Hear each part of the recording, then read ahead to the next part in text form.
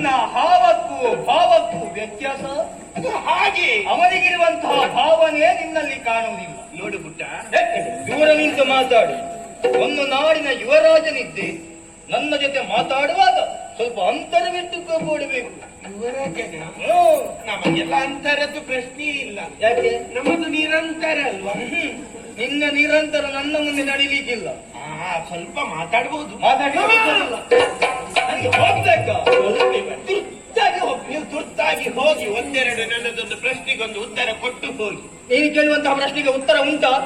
ನಿಮ್ಮನ್ನು ನೋಡುವಾಗ ಇರಬಹುದು ಅಂತ ಕಾಣಿಸ್ತಾ ಉಂಟು. ಏನು ಹೇಳು? ಇದು ನೀವು ನೋಡುವಾಗ ಇಲ್ಲಿಯವರಲ್ಲ ಅಂತ ಕಾಣುತ್ತದೆ. ನಾನು ತುಂಬಾ ಎತ್ತರದವ. ದಾರಿ ತಪ್ಪಿ ಬಂದಿರಿ?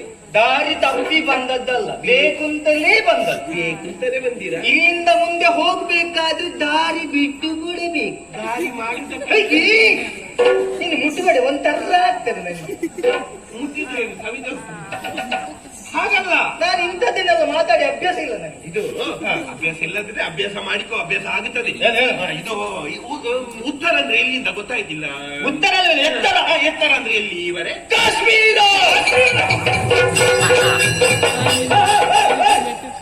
ಇಲ್ವಾ ನೀನು ಓಡುದು ಯಾಕೆ? ಕಾಶ್ಮೀರ ಅಂತೀರ? ಹೌದು. ಕಾಶ್ಮೀರ ಅಂದ್ರೆ ನಮ್ಗೆ ಆಗುದಿಲ್ಲ. ಯಾಕೆ? ಅಲ್ಲಿಯ ಕೆಲವರನ್ನೆಲ್ಲ ನಂಬುದಕ್ಕಾಗುದಿಲ್ಲ. ಸಿಡಿಸ್ತಾರೆ. ಇಲ್ಲ, ಅದೆಲ್ಲ ಮೊದಲು. ನಾನು ಬಂದ ಮೇಲೆ ಅದನ್ನೆಲ್ಲ ರದ್ದುಪಡಿಸಿದ್ದೇನೆ. ಈಗ ಯಾವ ಊರಿಂದ ಯಾವ ಇಲ್ಲಿ ತನಕ ಬಂದಿದ್ದೀರಿ ಅಂತ ಆದ್ರೆ ಏನನ್ನು ಅರಸುತ್ತಾ, ಏನನ್ನು ಹೊಸತನ್ನು ಬಯಸಿ ಬಂದಿರುವ ಹಾಗೆ ನಿಮ್ಮ ಮುಖ ಲಕ್ಷಣದಲ್ಲೇ ಗೊತ್ತಾಗುತ್ತಾ ಉಂಟು. ನನ್ನ ಭಾವವನ್ನು ಅರ್ಥ ಮಾಡಿಕೊಂಡಿದೆಯಲ್ಲ. ಬೇಡ, ಸುತ್ತು ಬಳಸಿ ಮಾತಾಡುದಿಲ್ಲ. ನಾನು ಏನಿದ್ರು ಕೂಡ ನೇರ ದಿಟ್ಟ ನಿರಂತರ. ಒಂದೇ ಒಂದು ವಿಷಯ, ಚೆನ್ನದ ಹೆಣ್ಣು ಮಕ್ಕಳು ಸಿಗ್ತಾರೋ ಎನ್ನುವ ಹಾಗೆ ಹುಡುಕುತ್ತಾ ಬಂದವ. ನಿಮ್ಮನ್ನು ನೋಡುವಾಗಲೇ ಗೊತ್ತಾಯ್ತೀವರೇ ನೀವು ಅದಕ್ಕಂತಲೇ ಒಂದದುಂಟ ಅಲ್ಲ. ನಮಗೆ ಇಲ್ಲಿ ಅನುಭವ. ನನ್ನ ಜನ ಸರಿ ಇಲ್ಲ ನೋಡುವಾಗ ಗೊತ್ತಾಯ್ತದೆ. ನನ್ನ ಮಾತಾಡುವಾಗ ಜಾಗ್ರತೆ ಮಾಡಿ.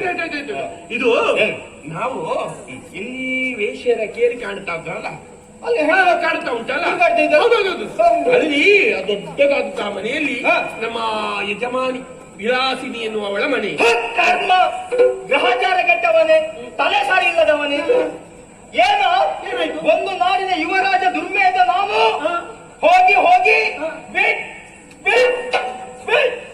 ಬೇಡ ಅಂಥದ್ದೆಲ್ಲ ಬೇಡ ನನಗೆ. ವೇಶ್ಯರ ಮನೆಗೆ ಬರ್ಬೇಕು ಅಂತ ಹೇಳಿದ್ದಲ್ಲ. ಆ ವೇಶ್ಯೆಯ ಮನೆಯಲ್ಲಿ ಅವಳಿಗೆ ಪ್ರಾಯ ಆಯ್ತು ನೋಡಿ. ಈಗ ಆ ಜೀವನಕ್ಕೆ, ಹೊಸ ಜೀವನಕ್ಕೆ, ಹೊಸ ವೃತ್ತಿಗೆ ಒಂದು 16ರ ಯುವಕಿ ಕಾಲಿಡುವಂತ ನಾಳೆ ಶುಭ ಸಂದರ್ಭ. ಹೀಗೆ 16ರ ಯುವಕಿ ಕಾಲಿಡುವಂತ ಶುಭ ಸಂದರ್ಭ. ಹಾಗಾಗಿ ಯಾರಿಗೆಲ್ಲ ಅವಳನ್ನು ಕೊಡುವುದಕ್ಕಿಂತ ಸ್ವಲ್ಪ ಉಳ್ಳವನು, ಧನವಂತನು, ಸಿರಿವಂತನು ಇದ್ರೆ ಅರಸುತ್ತಾ ಬರುವುದಾಗಿ ನನ್ನದಾದಂತಹ ಒಡತಿಯ ಆಜ್ಞೆ. ಹಾಗಾಗಿ ನಿಮ್ಮನ್ನು ನೋಡುವಾಗ ಸ್ವಲ್ಪ ಉಳ್ಳವರಾಗಿ ಕಾಣ್ತಾ ಇದ್ದೀರಿ. ರೋಗಿ ಬಯಸಿದ್ದು ಹಾಲು, ವೈದ್ಯ ಸೂಚಿಸಿದ್ದು ಹಾಗಂತ ಧರ್ಮಕ್ಕಲ್ಲ ಇವರೇ. ಮತ್ತೆ 1,000 ಚಿನ್ನದ ವರಹ ನಮ್ಮಲ್ಲಿ ಉಂಟು ಅಂತ ಆದ್ರೆ ಆ ಹೊಸ ಹೆಣ್ಣನ್ನು ನಿಮಗೆ ಕೊಡುವುದಕ್ಕೆ ನಾವು ಸಿದ್ಧ. ನಿನ್ನ ನಾಮಧೇಯ? ನನ್ನದ? ಹೌದು, ನನ್ನದು ನಾಮ. ಅದು ವರ್ತನೆ ಎಲ್ಲ ಒಳ್ಳೆದಾಗ. ನಿನ್ನ ಹೆಸರೆಂದು? ನಿಮ್ಮ ಹೆಸರು